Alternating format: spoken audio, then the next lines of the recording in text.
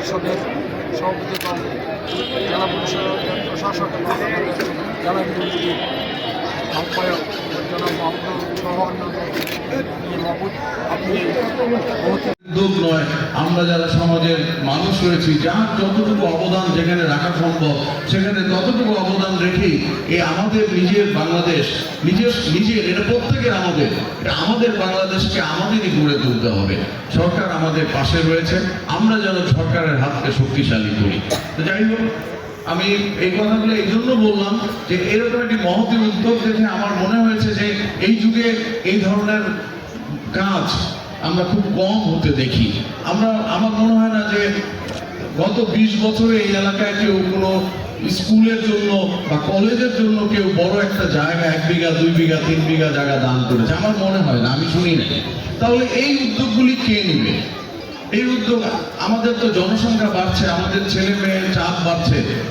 যেখানে একটা স্কুলের একটা ক্লাসে 30 জন ছাত্র থাকার কথা স্ট্যান্ডার্ড একটা ক্লাসে, সেখানে দেখা যায় যে 80 জন ছাত্র হচ্ছে। তাহলে আমাদের ছেলে মেয়েরাই তো বঞ্চিত হচ্ছে ভালো শিক্ষা ব্যবস্থা থেকে। তো এটা কে করে দিবে? উন্মুক্ত জায়গা এখন একেবারে কোনো বাড়িতে নাই বললেই চলে। তো এখানটা অনেক সময় আমরা দেখি যে কেউ ওই বাড়ির কোনো ব্যক্তিবর্গ মৃত্যুবরণ করলেও তার লাশটি কিছুক্ষণ রাখার জন্য কিংবা গোসলের জন্য পর্যাপ্ত জায়গাও পাওয়া যায় না, এবং এটি ওই বাড়ির মানুষের জন্য বা এলাকাবাসীর জন্য একটি অসম্মানের বিষয় হয়ে দাঁড়ায় যে রাস্তায় রেখে তারপরে গোসল করাতে হয়। এটি আসলে একটি ওই এলাকাবাসীর জন্য আমি মনে করি একটু হইলেও একটু অসম্মানজনক বা প্রশ্নবোধক হয়ে ওঠে যে এই এলাকায় কি একটি বাড়িতেও একটু মানে খোলা জায়গা নেই, আসলেই নেই। কারণ জায়গার এত মূল্য হয়েছে, এত ডিমান্ড হয়েছে যে একটু জায়গা কোনো রকম ঘর করতে পারলে অনেক টাকা ভাড়া পাওয়া যায়। এই জন্য মানুষের মন আগের মতো নাই। আমি মনে করি আগের মানুষ খোলামেলা জায়গা রাখতো, স্কুল কলেজকে দান করতো, মসজিদে দান করতো, খেলার জন্য মাঠ হিসেবে দান করতো, কোনো এলাকায় পুকুর বা দিঘি করে দিত মানুষ, যেন এই এলাকার মানুষ সেটা ব্যবহার করতে পারে। কিন্তু এখনকার যুগে এসে আমরা কিন্তু সেই রকম ধনাঢ্য ব্যক্তি আছে কিন্তু সেই রকম মনের মানুষ কিংবা এত জায়গা জমির মালিক খুঁজে পাওয়া যায় না। যে কারণে এই জিনিসগুলো তো আমাদের সামাজিক নিড।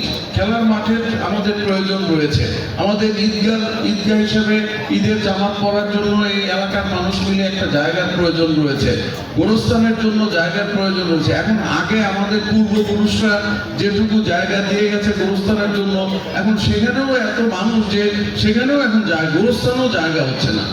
কিন্তু নতুন যে গোরস্থান কেউ গড়ে তুলবে সেটি করার মতো জায়গাও কারণ নেই। তো সুতরাং আসলে দিনে দিনে আমরা কিন্তু ছোট হয়ে আসছি, আমাদের পরিসর ছোট হয়ে আসছে। যাক, তার মধ্য থেকে এই চৌধুরী বাড়ির ব্যক্তিবর্গ বড় মনের একটি পরিচয় দিয়ে এই জায়গাটা উন্মুক্ত রেখেছে সবার জন্য, এবং এখানে একটি লাশ রাখার, সংরক্ষণের এবং গোসল বা অন্যান্য যে আনুষ্ঠানাদি রয়েছে, মানুষের শেষ বিদায়ের যে সকল আনুষ্ঠানাদি রয়েছে সেগুলো এখানে করার সুব্যবস্থা সম্পূর্ণ একটি ঘর নির্মাণ করেছে। এটি আমি আরো একদিন এসে এক নজর দেখে গিয়েছিলাম, তখনই কথা হয়েছে রিয়াদ চৌধুরীর সঙ্গে যে এটি একবার এসে আমি উদ্বোধন করব। তো যাই হোক, খুব ভালো একটি ব্যবস্থা এখানে আমি দেখেছি। এখানে গরম পানি ঠান্ডা পানির ব্যবস্থা রয়েছে। এখানে যাদের কাপড় কেনার সামর্থ্য নাই, কাফনের কাপড়, তাদের জন্য ফ্রি কাপড়ের ব্যবস্থা করা হয়। এবং অনেকেই আছে যে আমরা দেখি যে স্বজন হারা ব্যক্তিবর্গ মৃত্যুবরণ করলে সেই লাশ নিয়ে অনেক সময় দীর্ঘ সময় পড়ে থাকে, থানায় নিয়েও ফেলে রাখে, কিংবা দেখা যায় যে ওই এলাকার মধ্যেও রাস্তায় পড়ে আছে, কেউ ধরে না, বা কোথায় নিয়ে কোন বাড়িতে উঠাবে, কোথায় রাখবে জায়গা খুঁজে পাওয়া যায় না। যাই হোক, এখানে একটা ঠিকানা হয়েছে, ওই শেষ বিদায় যে নিচ্ছেন তার একটি শেষ ঠিকানা হিসেবে দুনিয়াতে যতক্ষণ রয়েছেন তার একটি এখানে জায়গা হয়েছে, যেন সুন্দর একটা পরিবেশে সেই লাশটি যত্ন হয়, সেই লাশটিকে মর্যাদা দেওয়া যায়।